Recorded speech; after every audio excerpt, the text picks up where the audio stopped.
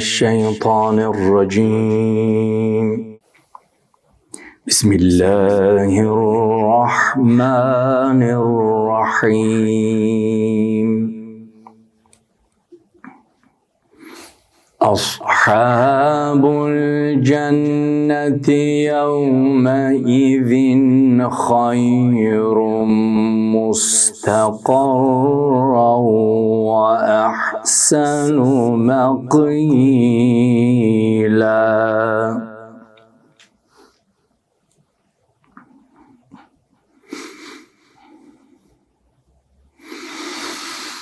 ويوم تشقق السماء بالغمام ونزل الملائكة تنزيلا.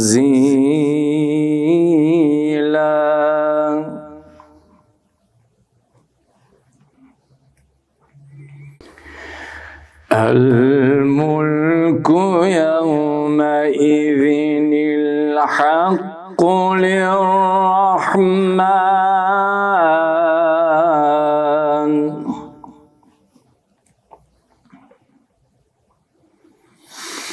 وكان يوما على الكافرين عسيرا. الملك يومئذ الحق للرحمن.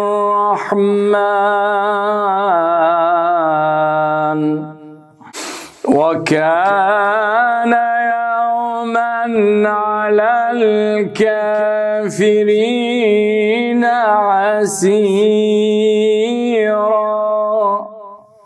ويوم يعض الظالم على يديه يقول يا ليتني اتخذت مع الرسول سبيلا.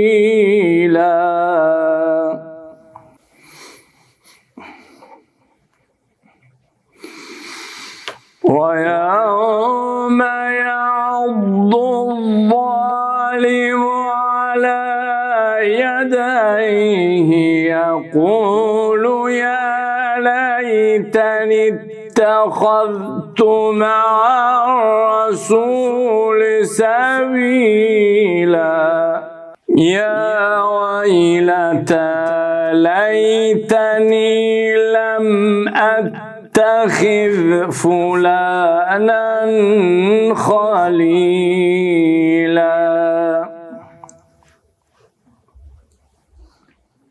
لقد أضلني عن الذكر بعد إذ جاءني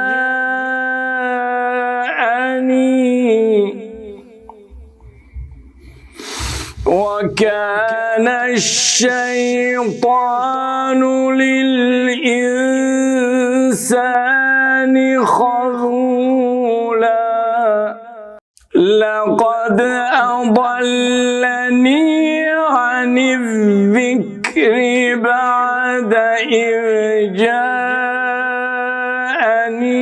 وكان الشيطان للإنسان خذولا. وقال الرسول يا رب إن قومي اتخذوا هذا القرآن مهجورا.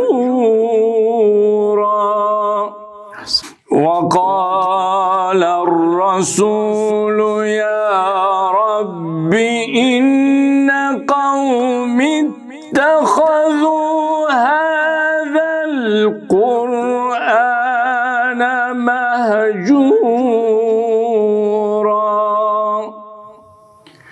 صدق الله العلي العظيم. اللهم Allahum salli ala Muhammed və ali Muhammed. Bağışlayan və mehriban uca Allahın adıyla Allahın salavat-ı salamı olsun Peyğəmbərimiz və onun pak ailəsinə. Salam olsun əziz izləyicilərimizə, Quran sevərlərə, Quran aşiqlərinə, qəlbləri daima Quran eşqi ilə döyünənlərə. İnşallah biz bu verilişdə Quran tilavəti ilə və təbii ki, o Quran ki, onda heç bir zaman şübhə olmaz. Allah özü vədəsini verib, Zəlikəl kitab la raybə fih. O bir kitabdır ki, onda heç bir şəkki şübhə yoxdur. Bu verilişimiz Quranda olan, Quran haqda yönəlmiş şübhələrə cavab olan bir verilişdir inşallah. Biz bu verilişdə əziz Ustad Hacı Elnurla inşallah siz əzizlərin çalışdığımız qədər xidmətində dayanacağıq. Əgər hər hansısa bir sizin də belə beyninizdə, zehninizdə şübhələr olsa, təbii ki, o şübhələri bizlərə yönləndirərsiniz. Bizlər də çalışarıq inşallah onlara cavab verək. Təbii ki, bu verilişimiz şübhələrə, Quran haqqında olan şübhələrə cavabdır. Verilişimizi Quran tilavəti ilə başladıq, salamlaşdıq. İnşallah istərdim Hacı da salamlaşsın və verilişimizə davam edək. İnşallah, ya Allah, buyur Hacı. Bismillahirrahmanirrahim. Mən də öz növbəmdə əziz və dəyərli izləyiciləri salamlayıram inşallah. Təbiidir, Allah yanında ən əzəmətli varlıqlardan biri Quran-ı Kərimdir. Peyğəmbərinin bu barədə bir gözəl kəlamı var. Peyğəmbər buyurur ki, Əl-Qur'anə əfsəl kullə şeyin dunəllah. Quran-ı Kərim bütün varlıqların ən üstünüdür, ən üstün bir varlıqdır, Allahdan başqa.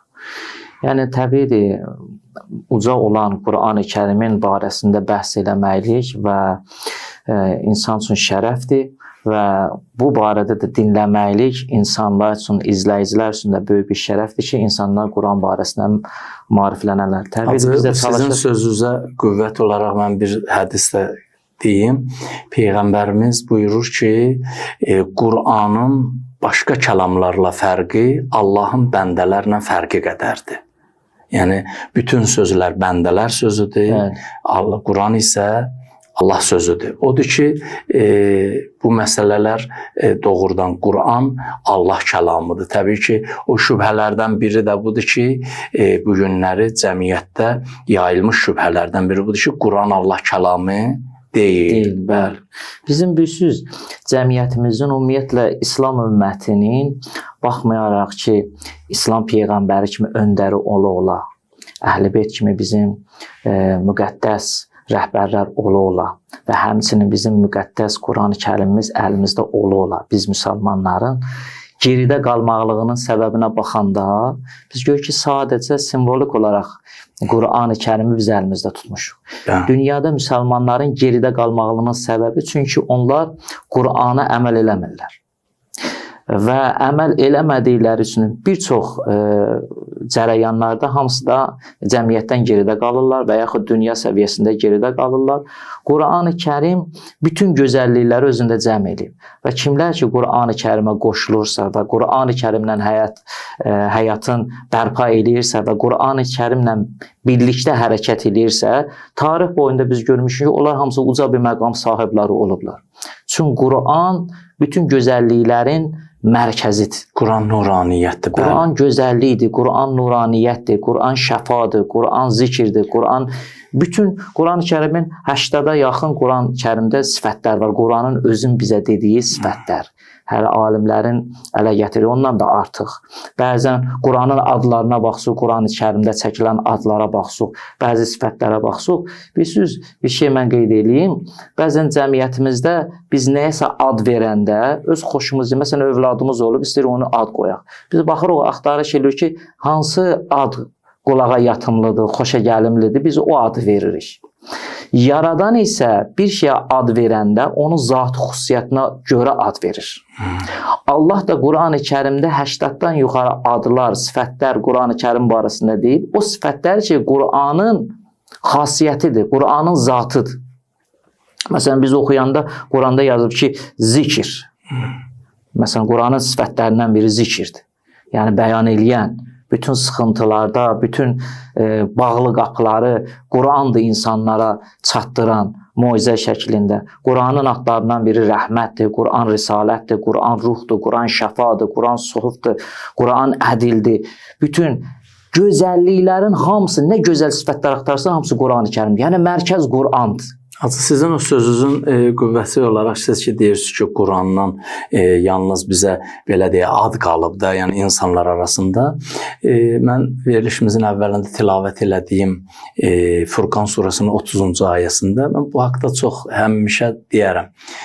Quran haqqında Peyğəmbərimiz buyurur ki, və qalər rəsul ya Rəbbi innə qavmi ittəxəzu hazəl Qur'anə məhcura.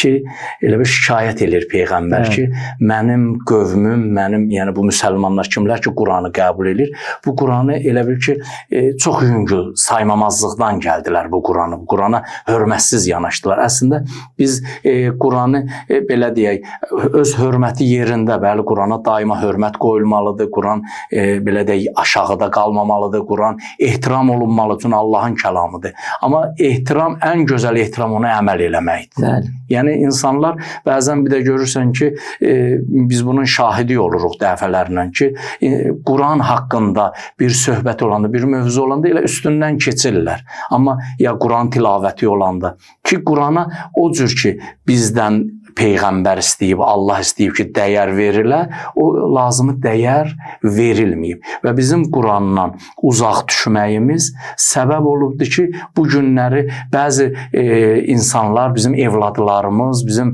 nə bilim, qardaşlarımızın evladları, qohumlarımızın evladları, müsəlmanların evladı Quran haqqında hər hansısa bir məsələni şübhə olaraq ortalığa qoyanda, o dəqiqə elə o bidamcı olan imanları da titriyir, lərziyə gəlir, demək olar, nələri var əllərindən gedir.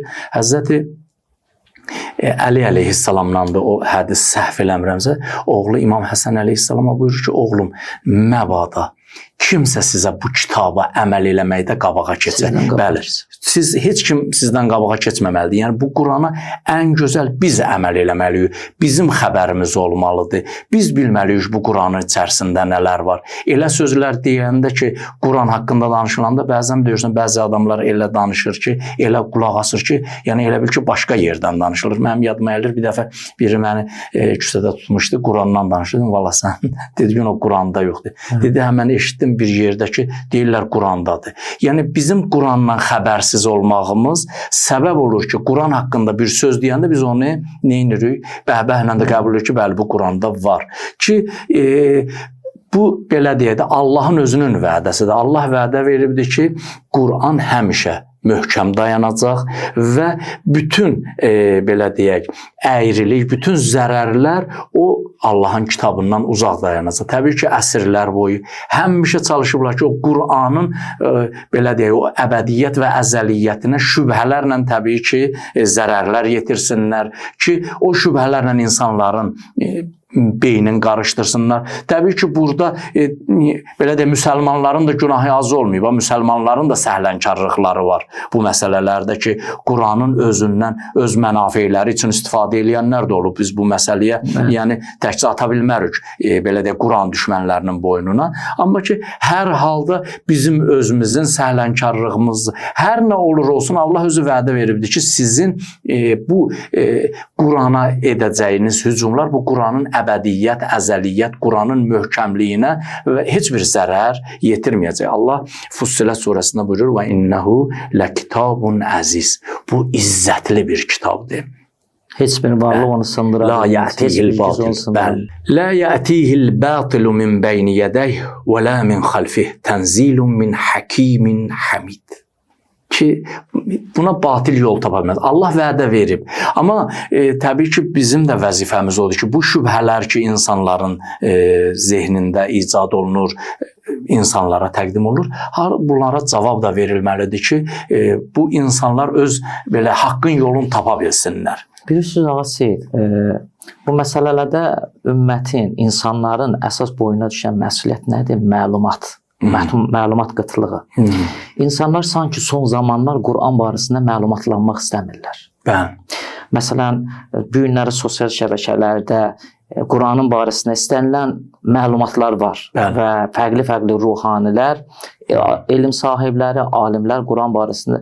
Amma məlumatın alınmaqlığı insanlar tərəfindən görürsən ki, bir çox cüzi miqdarda insanlar var Quran barəsində məlumatlar. Ona görə də ki, bizim zəif nöqtəmiz müəyyən insanlar tərəfindən, qruplaşmalar tərəfindən Quranın və İslamın düşmənləri tərəfindən şübhələr ortaya atılır. O şübhələrin qabağında üçün ümmətin, insanların məlumatı yoxdur, məcbur olurlar onların qarşısında nə edirlər? Ram olarlar. Məsələn, son zamanlarda məsələn baxın, belə bir əzəmətli bir kitab bəzi insanlar, hətta el arasında onlara molla deyirlər. İndi təbiidir ki, İslamda onlar molla sayılmır, amma molla adı altında Quran-ı Kərimdən baxıcılıq edirlər. Biz bunu dəfələrlə insanlara çatdırmışıq ki, Quran ilahi bir kitabdır.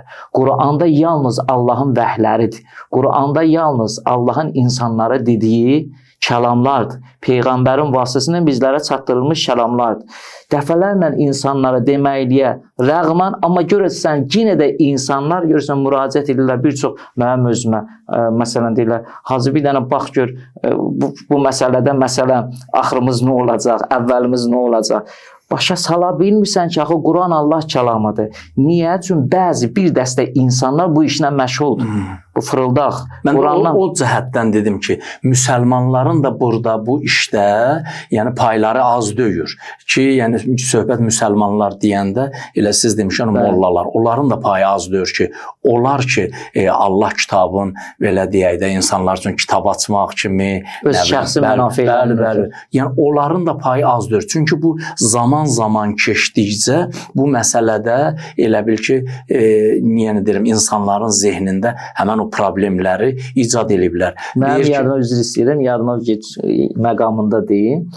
Günlərin bir günü qapıya gördüm bir neçə xanımlardan, bir ana yaşında xanımlardan müraciət elədilər, gəldilər.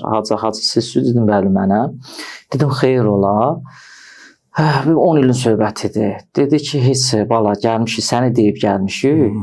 Bəli, gəlmişik ki, belə bizim bu problemimiz var, Quran açasan, baxasan. Mən aşağıda o xanımlara bir neçə cümlə işlətdim ki, Quranda baxıcılıq yoxdur, Qurana sizə alladırlar, Quran baxıcı kitabı deyil. Dedim, gördüm, bunları başa sala bilmirəm. Axır dedim, gəlirsiniz. Mən çıxdım, oturdular orada. Mən də təbii ki, Quranı aldım əlimə. Dedim, problemimiz nədir? Bunlar başladı, problemin deməlidir, bu mənim qızımdır, mənim qızımın yoldaşı Rusiyyətdədir, belə atıb gedib. Ucundan qolan müəyyən məlumatları ələ gətirdim. Ələ gətirəndən sonra mən bildim bunlara nə deyəcəm. Ondan sonra Quran-ı Kərimi açdım, belənçib, biraz baxdım. Sonra örtdüm, dedim, sənin yezindən orada evlənib. Sənin orada o uşağı da var. Yəni bu sözləri mən o xanımın sətraltın almışam, sözlərindən almışam. Ondan uğradığım sözləri onun özünə dedim. Dedim, mənə inandı, dedi, bala, nə dedin, düz dedin. Dedim, and ola bu Qurana, mən nə dedim, özümdən dedim. Sizin qapısına getdiyi, sizi aldadan insanlar da, o insanlar da bu formada sizləri alladırlar. Siz inanırsınız Quranda bu yoxdur. Quran yalnız Allah kitabıdır. Allah kəlamıdır. Bax, bu cürünə bizim cəmiyyətimizdə məlumatsızlıqlar var. Ondan sonra nə gözəl, mən həqiqətən sevindim, siz ilk dəfə təklif edəndə bu barədə Quranın barəsində olan şübhələr barəsində bir mövzu açıb bu barədə cəmaatı maarifləndirməklik çox gözəl bir addımdır. İnşallah Allah tövfiq versin ki, inşallah. Bəli, mən bir əhvalat yadımdan gəlir. Deməli, bir nəfər var imiş kasıblıq üzündən. Bu, təbii ki, bizim Peyğəmbərimizdən də öncəki Peyğəmbərlərin dövründə şeytan təbii ki, gəlir buna indi ilham eləyir ki, bəli, istəyirsən pul qazanırsan, bir dənə din düzəlt, cəmaat yığılışacaq başına. Nəysə, bu da görür elə bu alınası şey deyil, təzə din gətirmişəm filan, bəhmən, cəmaat toplanır bunun başına. Bu, təbii ki, indi başlayır, cəmaat bunun başına toplanıb, bir gün görür ki, bu səhv eləyib. Səhv eləyib, o zamanın Peyğəmbəri vardı, gedir onun yanına, gedir, deyir ki, mən bu səhv eləmişəm. Deyir ki, sənin bağışlanmağın çox çətin məsələdir.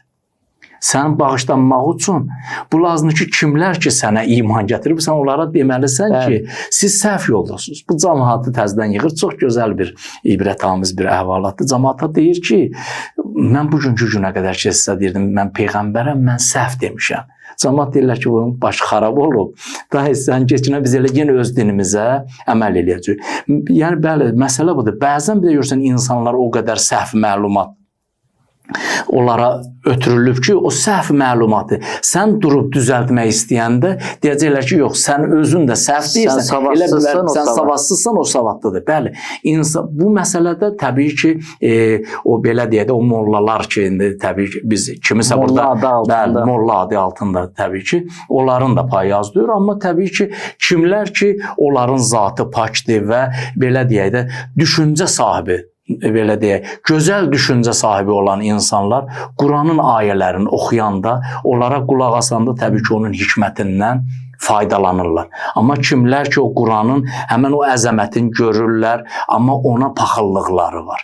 İstəyirlər ki, insanlar o Qurana üst tutmasınlar, hidayət olmasınlar. Təbii ki, o insanların qarşısını almaq üçün özlərindən başlayırlar. Şübhələr icad edirlər, şübhələr düzəldirlər. O şübhələrlə insanların beyinlərini qarışdırırlar.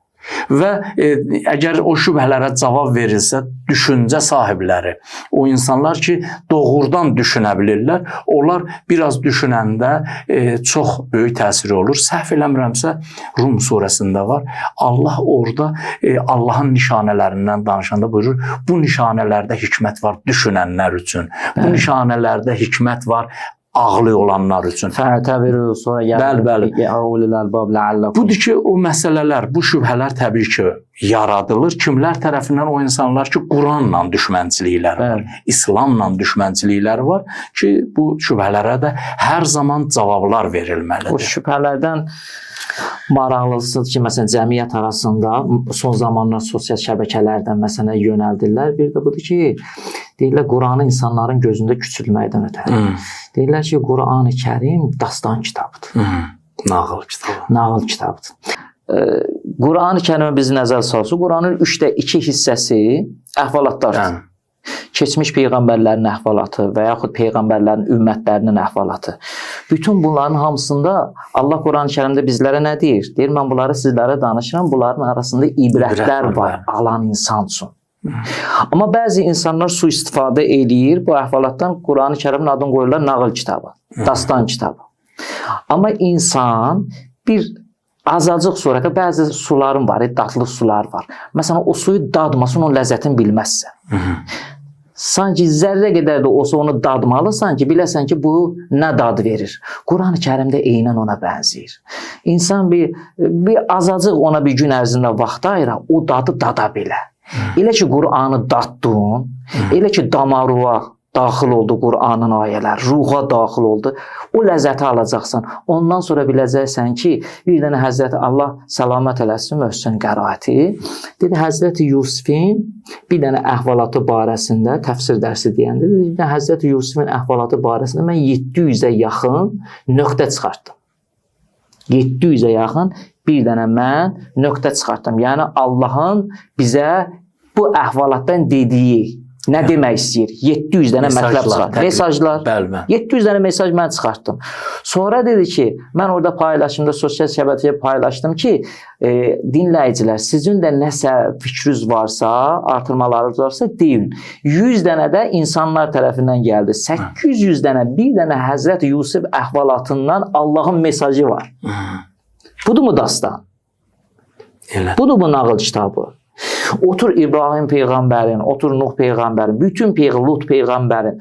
İnsanlar Quran niyə görə biz çox bu əhvalatlarla bizləri istəyir, həm biz yorulmayaq, həm də insanlar ümumiyyətlə bir əhvalatı, məsələləri əhvalatla dinləyəndə onlar yorulmurlar, sevirlər.